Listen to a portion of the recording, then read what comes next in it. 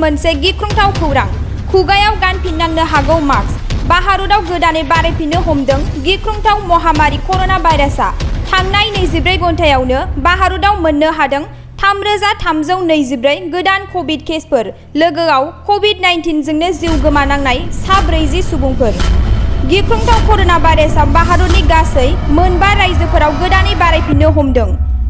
भारत हादरनि राजथावनि दिल्ली, महाराष्ट्र, उत्तर प्रदेश, केरेला आरो हारियाना बे मोनबा रायजोफोराव कभिड-19 गिख्रंथाव महामारी कर'ना भाइरासखौ बारायफिननायखौ नुनो मोन्दों।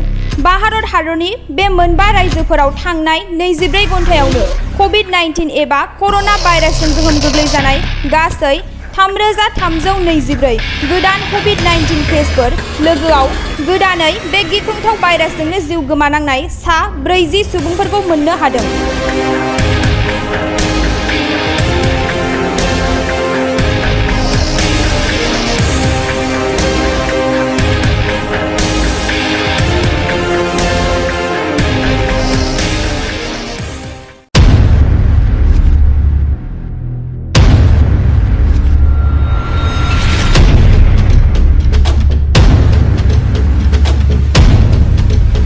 बे समाव नोंथांमोननिसिम मोनसे गिख्रंथाव खौरां खुगायाव गानफिननांनो हागौ मास्क भारताव गोदानै बारायफिननो हमदों गिख्रंथाव महामारी कर'ना भाइरासआ थांनाय 24 घन्टायावनो भारताव मोननो हादों 3324 गोदान कभिड केसफोर लोगोआव कभिड-19 जोंनो जिउ गोमानांनाय सा 40 सुबुंफोर गिख्रंथाव कर'ना भाइरासआ भारतनि गासै मोनबा रायजोफोराव गोदानै बारायफिननो हमदों।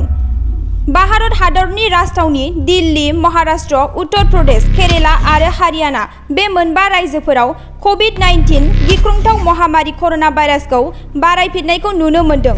भारत हादरनि बे मोनबा रायजोफोराव थांनाय 24 घन्टायावनो कभिड-19 एबा कर'ना भाइरासजों गोहोम गोग्लैजानाय गासै 3324 गोदान कभिड-19 केसफोर लोगोआव गोदानै बे गिख्रंथाव भाइरासजोंनो जिउ गोमानांनाय सा 40 सुबुंफोरखौ मोननो हादों।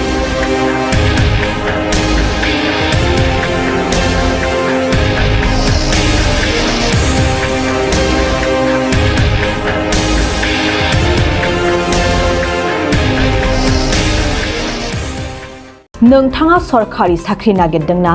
नोंथांनि थाखाय मोनसे गोजोनथाव खौरां। नोंथांनि थाखाय दं एडुकेट पइन्ट, जेराव नोंथाङा सोलोंथाइ लानायनि गेजेरजों सरकारि साख्रिनि गुबुन गुबुन रोखोमनि गोब्राब आनजादफोरखौ उथ्रिसारनो हागोन आरो गावनि आथिङाव गसंथानो हागोन।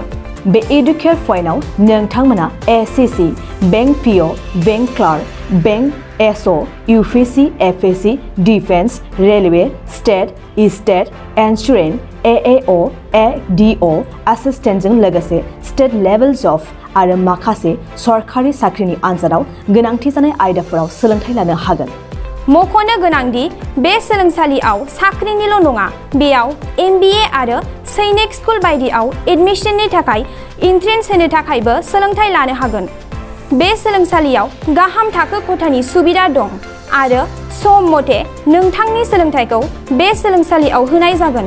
बेखौबो मिथिनांगोन दि बे एडुकेट पइन्टआव सोलोंथाइ लानानै बावैसो 2021-22 इं मायथाइनि एसएससि जिडिनि आनजादाव गासै 11 सा सोलोंसाफोरा उथ्रिसारनो हादों।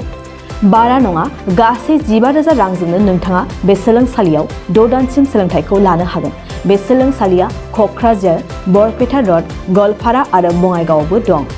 क'क्राझाराव सोलोंथाइ लानो गोसो गुदुं जानाय सुबुंफोरा 70020261333 9101 536360 70020261333 9101536360